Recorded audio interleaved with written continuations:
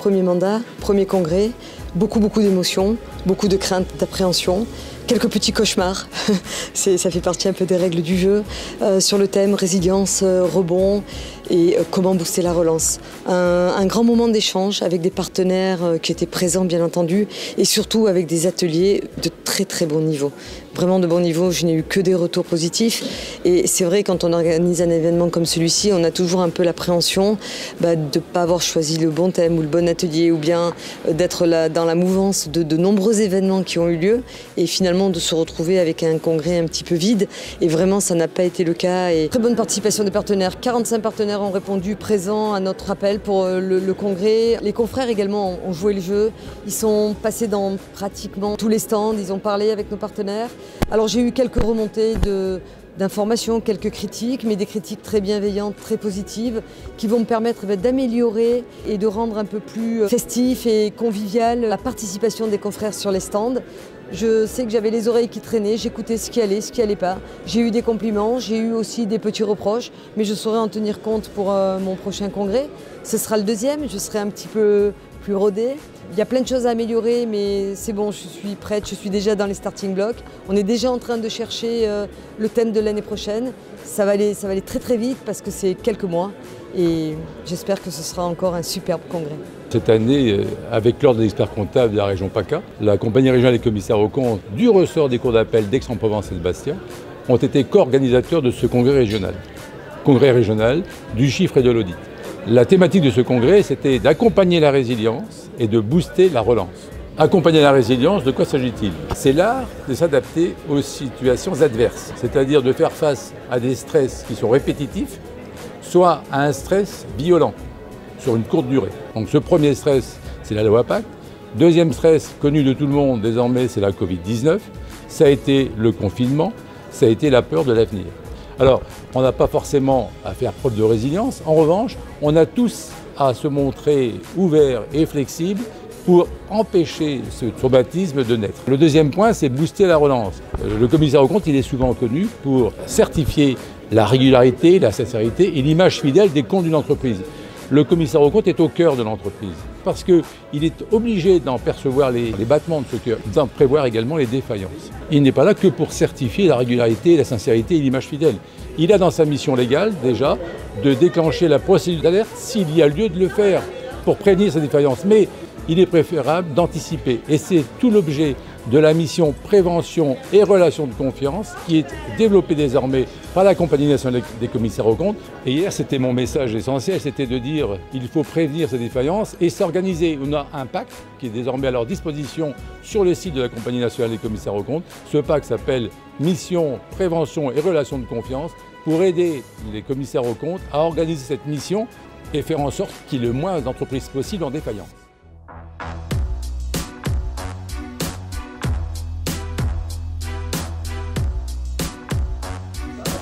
Quand on regarde les statistiques, en fait, on a 6% de collaborateurs engagés. Donc, je fais la promo tout le temps.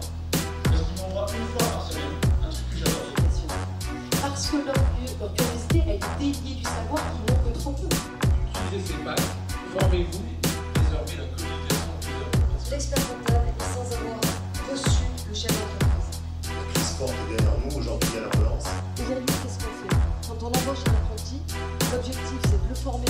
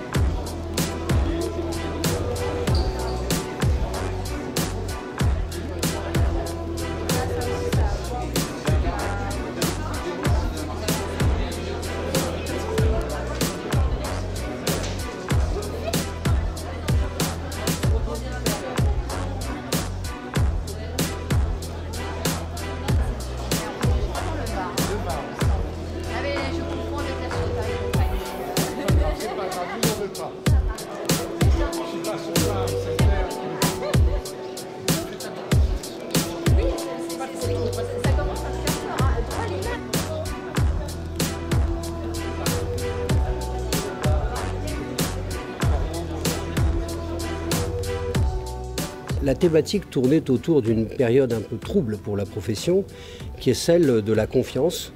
Or, cette légitimité a un peu été écornée par des mesures publiques qui ont réduit l'importance du commissariat aux comptes dans l'économie notamment, mais pour autant, cette profession n'est pas en cause. Et donc, dans l'économie, il faut des professionnels qui soient chargés par les pouvoirs publics de mettre de l'ordre dans les chiffres comme on met de l'ordre dans les mots, dans les publications. Alors c'est simple, bien évidemment en même temps extrêmement complexe. Il faut pour autant que l'économie reconnaisse qu'il est particulièrement nécessaire d'avoir à ses côtés des professionnels en qui on ait confiance. C'est un thème qui intéresse, à mon avis, particulièrement les experts comptables, parce qu'ils sont tous en train de créer des sociétés holding dans le but de permettre à leurs clients de transférer, de vendre leur entreprise dans les meilleures conditions, voire de le transmettre à titre gratuit. Par conséquent, c'est un sujet très pratique qui montre qu'on peut bénéficier en fiscalité d'un certain nombre de reports d'imposition qui peuvent même se traduire à un moment quelconque par une exonération, ce qui évidemment plaît toujours aux contribuables, et je vais même dire aux experts comptables. Alors nous présentons un atelier sur l'actualité des procédures collectives et la transposition notamment de la directive insolvabilité, et également un petit point sur les procédures de prévention et procédures collectives au sens large. L'idée, c'est effectivement de rappeler à l'ensemble des participants, donc essentiellement aux experts comptables, commissaires aux comptes, que ce droit est devenu beaucoup plus moderne, beaucoup plus performant et qu'il doit être connu bien évidemment des professionnels du chiffre. Et partant de là, on aborde toutes les procédures du mandat ad hoc jusqu'à la liquidation judiciaire, sans oublier leur établissement professionnel. Et on essaie de mettre en avant l'ensemble des modifications qui ont été apportées sur ces textes via l'ordonnance du 15 septembre 2021. Le thème de mon atelier ce matin était de visiter un peu toute la matière des sessions amiables et des sessions judiciaires, des cadres législatifs et réglementaires, d'écrire comment les choses s'organisent, d'écrire les procédures et puis naturellement essayer de prendre quelques exemples pratiques sur les mauvaises surprises éventuelles, de convertir en succès une opportunité.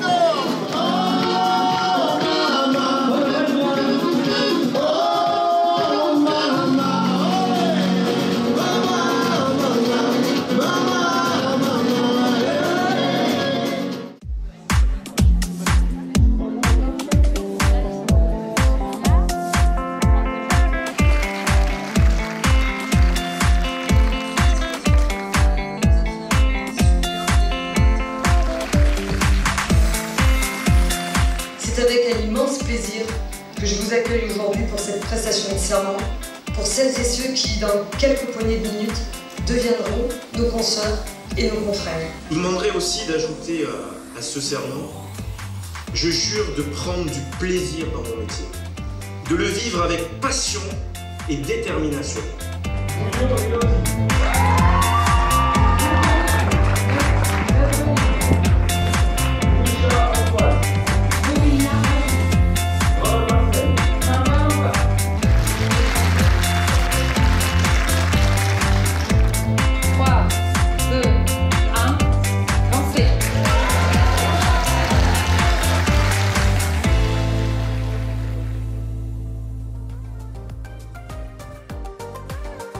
Bravo Colette, ma chère présidente, bravo à toutes les équipes du CROPACA pour l'organisation d'un magnifique congrès sur un thème important pour la profession, la résilience, le rebond, la relance de l'économie.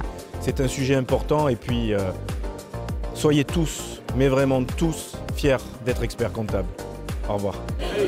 J'ai choisi ce métier pour le côté relationnel, apporter vraiment l'aide pour les entrepreneurs, pour les chefs d'entreprise. L'accompagnement et l'évolution, voir l'évolution chez nos clients.